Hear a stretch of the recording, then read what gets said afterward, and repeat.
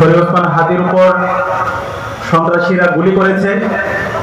আমরা শরীফ ওসমান হাদির জন্য আল্লাহর কাছে দোয়া করছি, আল্লাহ তাআলা যেন আমাদের হাদি ভাইকে দ্রুত সময়ের মধ্যে সুস্থতা নিয়ামত দান করে, আল্লাহুম্মা আমিন।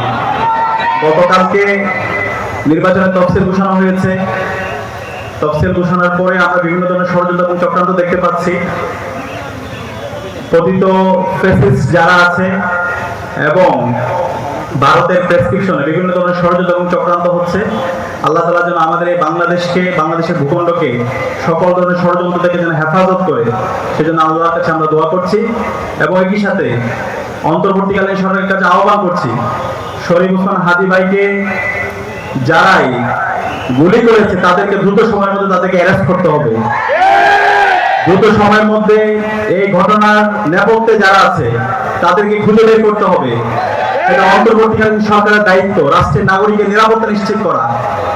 1 জুলাই বিপ্লবের পরে আমাদের নাগরিকরা যদি এখন পর্যন্ত নিরাপদ না হয়ে উঠতে পারে, আমরা নাগরিকদের জন্য যদি নিরাপত্তা নিশ্চিত করতে না পারি, তাহলে অন্তর্বর্তীকালীন সরকারের এটা বিশাল ব্যর্থতা।